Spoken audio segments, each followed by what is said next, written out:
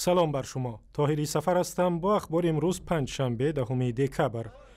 وزارت دفاع افغانستان گفت در حمله جنگجویان طالب به پایگاه بزرگ هوایی در قندهار بیشتر از 50 نفر کشته شدند. در بیانیه وزارت از روز 10 دکبر آمده است که در حمله طالبان 38 غیر نظامی و 10 سرباز ارتش ملی و 2 افسر پلیس کشته شدند. در میان قربانیان زنان و کودکان افغان هم هستند. بعد حمله طالبان به پایگاه نظامی در قندهار در شام 8 دکبر جنگ با آنها 24 ساعت ادامه یافته است و 11 جنگجوی طالب را محو کردند.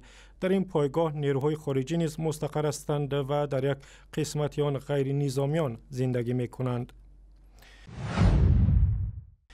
مقامات ازبکستان 2 شهروند تاجیکستان را پس از 1 ماه بازداشت رها کردند. منوچهر امانوف و رستم رحیموف ساکنان جماعت خمری ناحیه پنجکند را روز 10 دکبر در گذرگاه مرزی آیبک بوستان به خویشاوندانشان سپردند.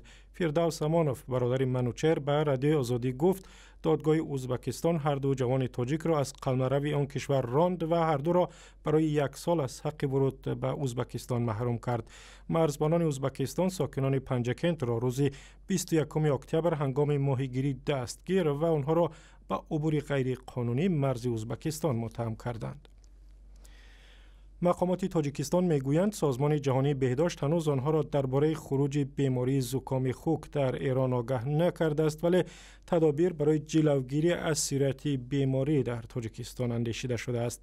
در مرکز بهداشتی و واگیرشناسی روز 10 دکبر به رادیو آزادی گفتند در فرودگاه دوشنبه که مسافران از ایران هم زیاد میآیند ابزار لازم برای تشخیص بیماران احتمالی وجود دارد و در صورت عیان بودن علامت‌های بیماری در مسافر حتما آنها را تشخیص می‌کنند.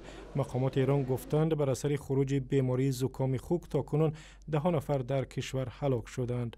صحبت امروز در همین باره است با پروانه وحیدمنی همکارم از رادیوی فردا.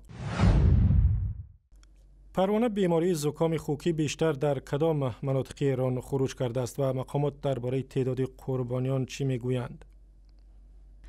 این بیماری که در ایران به نام آنفولانزای خوکی یا ویروس H1N1 شناخته شده هستش بیشتر در استانهای شرقی ایران، کرمان، سیستان و بلوچستان شناخته شده.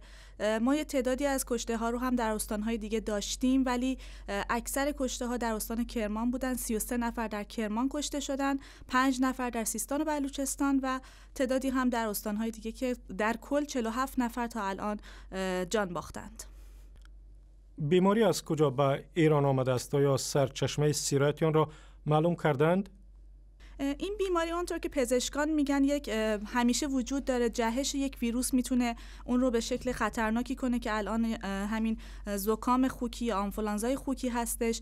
بعضی ها معتقدن از کشور افغانستان وارد شده، مسافران و مهاجران این رو وارد کشور کردن، ولی دقیقاً نمیشه مشخصش کرد و خود یک جهش ویروسی میتونه عامل شکل‌گیری این بیماری در هر نقطه‌ای از جهان باشه. آیا هشدارهای هم شده است که ممکن است بیماری در ایران باز هم دامن پهن کند؟ بله، وزیر بهداشت امروز گفته که ما برای در حال حاضر کنترل کردیم این بیماری رو و خطر رفع شده، وضعیت سفید هستش، ولی امکان ادامه این بیماری در سال جاری وجود داره و ممکنه در مناطق غربی ایران دوباره بیماری داشته باشیم. هشدار داده که بهداشت رو رعایت کنن، دستهاشون رو مردم بشورن، روبوسی نکنن و سعی کنن که تمام نکات بهداشتی رو رعایت کنن تا این بیماری ادامه پیدا نکنه. تشکر. پروانه وحیدمنی همکارم از رادیوی فردا صحبت میکرد. جمع آوردن سنگ و فروختن آن یک منبع درآمد تعدادی از مهاجران سابق کاری شده است که از روسیه برگشتند. بعضی از ساکنان روستای قزلسو در ناحیه فرخار که بنابر نبودی جای کار در روسیه به زادگاهشان برگشتند، سنگ جمع آورند و به مردم میفروشند که خانه میسازند. لقمان ساکن قزلسو یکی از آنهاست و در صحبت با رادیو آزادی گفت خیلی رفتگی هم نیستن. سومره دارن که مثلا پاسپورت حجت توری کنن، پاسپورت توری کنن، باز بلیط پول دستم ندارن. همینجا مایدم یک کار نگشت.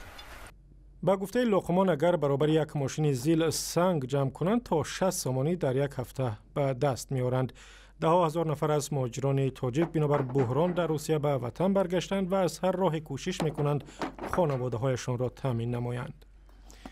و در پایتخت تاجیکستان با گذشت 10 روز از نخستین ماهی فصل زمستان برف بارید و کوچه‌های دوشنبه را سفید کرد. به گفته هواشناسان تاجیکستان ممکن است شب 11 دکبر هم ریزش برف ادامه کند و هوا شبانه تا 3 درجه سرد شود.